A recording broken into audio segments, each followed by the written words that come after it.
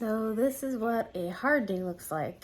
I almost didn't do a video this week because I haven't done much of anything this week, and that's always a struggle for me, but I feel like if I'm going to share what it is to have or be PDA, my experiences, also ADHD, just the combination of things, I need to share both sides of it, or maybe just kind of share the realities. So my realities this week were that I had a very hard time. Monday around noon, I had my assessment interview with the psychiatrist who's in California, and she diagnoses autism in adults with a PDA profile.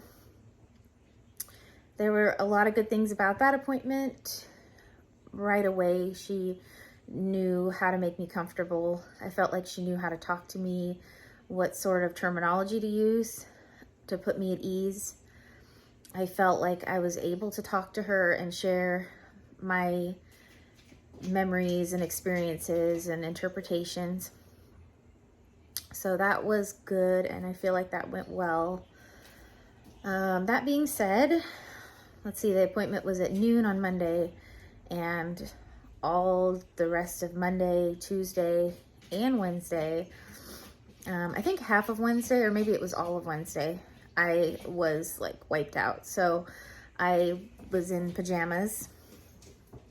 I call these like my mob wife pajamas. These aren't as funny as some of the others I have. My mom got these for me, but they're velour, and I just feel funny wearing them through the house or for days at a time. Anyway,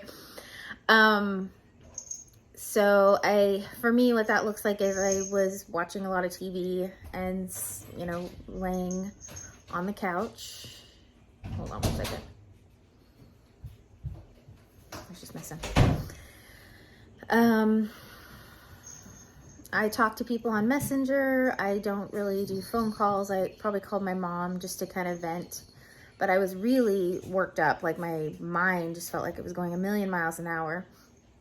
And someone shared this, because I posted in this PDA group on Facebook that I really like, PDA Universal.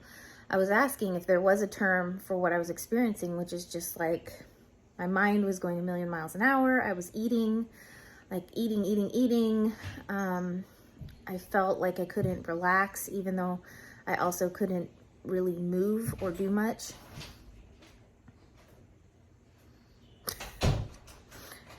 Anyway, it's my oldest.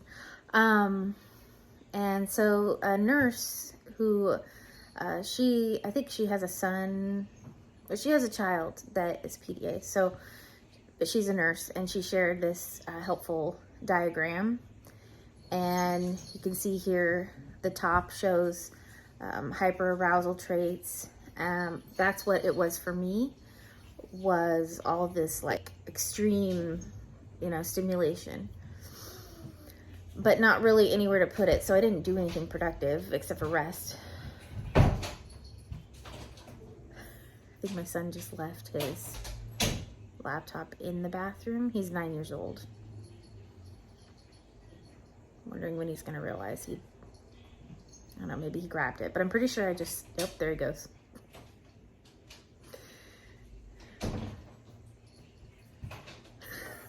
Yeah, he left his laptop in the bathroom.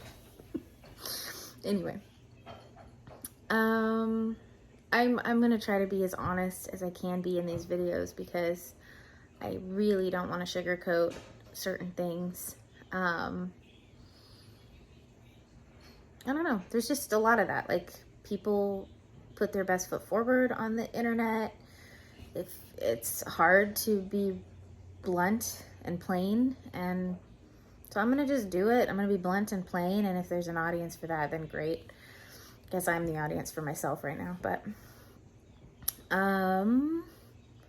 Thursday, so I started to feel better on like Wednesday evening. I started to do a few things around the house and do some cleaning, and then I think it was Thursday evening that my husband had like he has complex PTSD. He's gone through abuse. He had a really hard year this last year, and I guess you would call it a breakdown. Maybe there's a better term for it.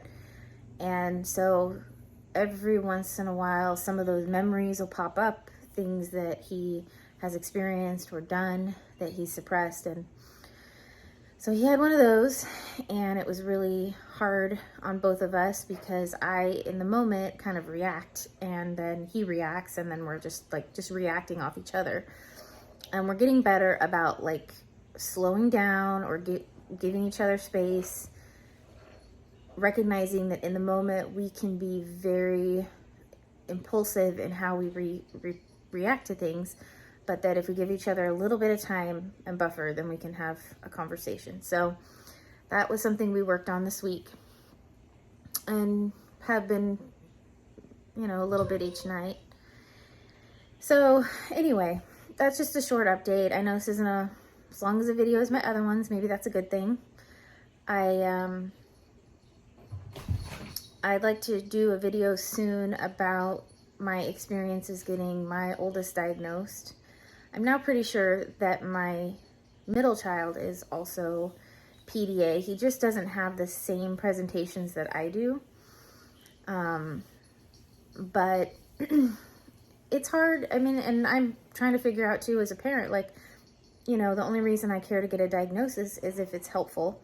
Otherwise, it is very valid in the autistic community to be self-diagnosed. It's very hard to get a diagnosis. It can be expensive. You can have misunderstandings. Like in my oldest son's case, he did go through the process a couple years ago, and the psychiatrist who was evaluating him decided he was not autistic, her and her team, because he understands sarcasm. So that was really hard for me. I don't know. I won't get into that story now. I just want to say that is something else that's been on my mind. And I've been thinking a lot about how I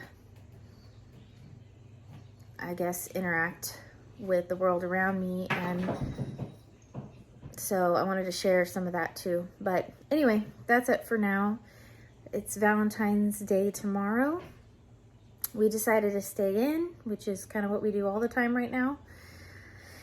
But I'm gonna get sushi. So anyway, thank you for keeping up with my videos. As always, feel free to leave comments or questions, and anything that you feel like might be relevant about an adult, as far as being an adult who,